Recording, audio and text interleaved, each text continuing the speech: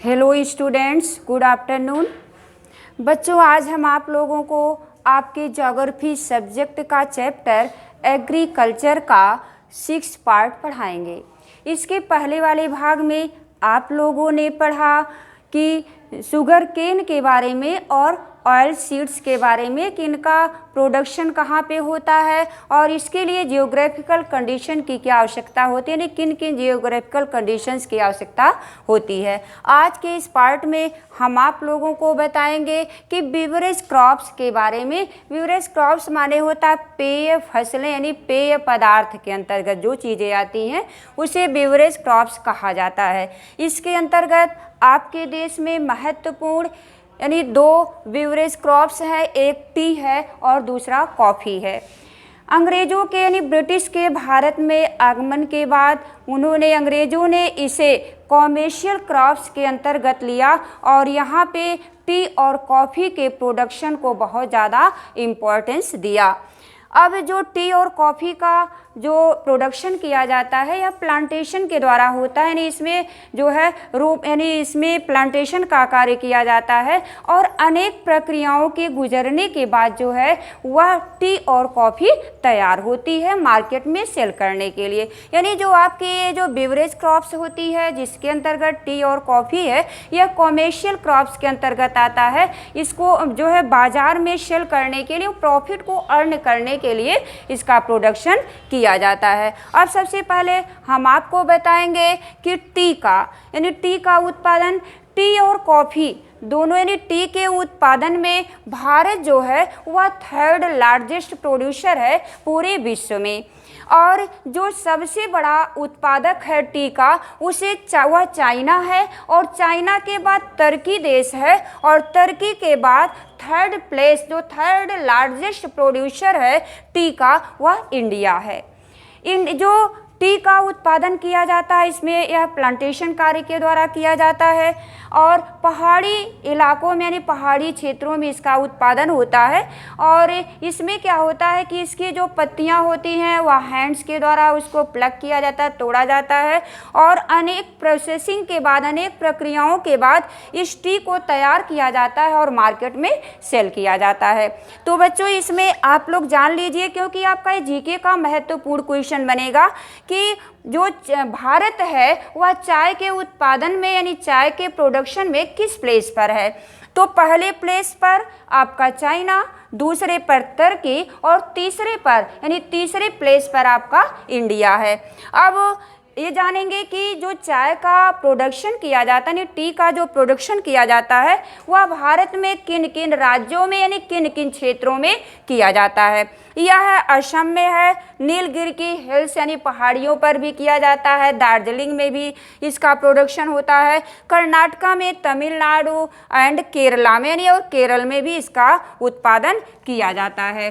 अब इसके बाद इसके उत्पादन में जियोग्राफिकल कंडीशन, ये नहीं कहने का मतलब चाहे जहाँ टी का उत्पादन कर सकते हैं, लेकिन इसके लिए कुछ महत्वपूर्ण, कुछ विशेष क्लाइमेटिक कंडीशन की भी आवश्यकता होती है, यानी जियोग्राफिकल कंडीशंस की आवश्यकता होती है, जिसके अंतर्गत आप जानोगे कि टेम्परेचर, इसमें तापमान, जो टी का प्रोडक्शन होता है इसके लिए सबसे महत्वपूर्ण चीज़ तापमान होती है। इसमें तापमान की जो आवश्यकता होती है वह 20 डिग्री सेल्सियस से लेकर के 30 डिग्री सेल्सियस तक जहाँ का तापमान होता है वहाँ पर टी का उत्पादन किया जाता है। अब इसके बाद रेनफॉल की कितनी आवश्यकता होती है।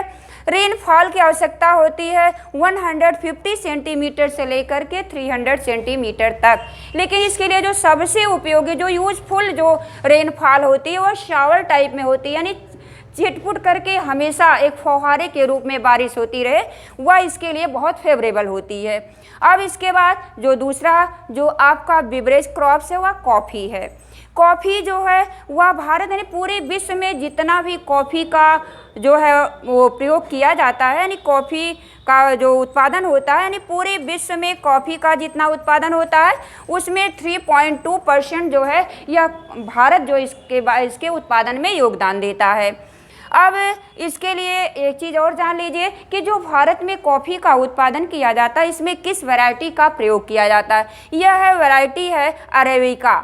अरेबिका जो वैरायटी है कॉफ़ी की, यह यमन देश से आई है। यमन देश से इसका आगमन यह आई है और ब्रिटिश के द्वारा यहाँ पे लाया गया है और इस तरह से ये कॉफ़ी का उत्पादन भारत में किया जाता है। अब हम जानेंगे कि एरियाज ऑफ कॉफ़ी यानी कॉफ़ी के जो उत्पादक क्षेत्र हैं या स्टेट हैं कौन कौन से हैं। तो बच्चों एक चीज़ आप लोग जान लीजिए कि जो नीलगिरी हिल्स है यहाँ चाय का भी उत्पादन होता है और कॉफ़ी का भी उत्पादन, दोनों का उत्पादन यहाँ पे होता है। अब दूसरी चीज़ है कि तमिलनाडु, कर्नाटक एंड केरला यानी यहाँ पर भी इनका उत्पादन किया जाता है। नहीं, आप लोग ये जान लीजिए कि जो पहाड़ी क्षेत्र हैं जहाँ पे अधिकतम वर्षा होती है, जहाँ की जो क्लाइमेट होती है वह हॉट और ह्यूमिड होती है और जो है वहाँ पे कॉफ़ी और चाय का उत्पादन किया जाता है।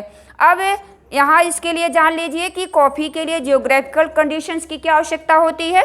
इसमें टेम्परेचर चाहिए आपका 15 डिग्री सेल्सियस से लेकर के 28 डिग्री सेल्सियस तक और रेनफॉल यानी वर्षा की आवश्यकता जो होती है 150 सेंटीमीटर से लेकर के 200 सेंटीमीटर। यानी चाय के उत्पादन में आपके जो रेनफॉल की आवश्यकता होती है वह 150 सेंटीमीटर से लेकर के 300 सेंटीमीटर तक होती है, लेकिन कॉफ़ी के उत्पादन में 150 सेंटीमीटर से लेकर के 200 सेंटीमीटर तक की वर्षा की आवश्यकता होती है।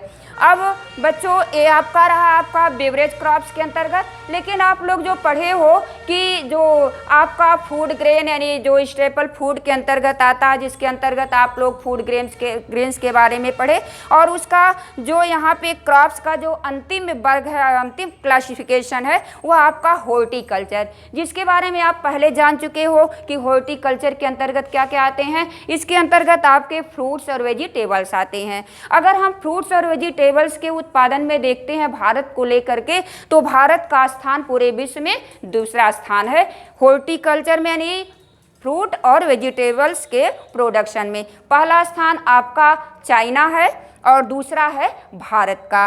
तो इस तरह से अगर हमारे यहाँ आप लोग जानते ही हो कि कितने प्रकार के आपके यहाँ फ्रूट्स हैं, फल हैं, यानी जो सब्जी है, ये सब इन सब का उत्पादन किया जाता है। तो बच्चों आज का आपका ये पार्ट यहीं पे समाप्त होता है और इसका नेक्स्ट पार्ट लेकर के फिर उपस्थित होंगे। Thank you.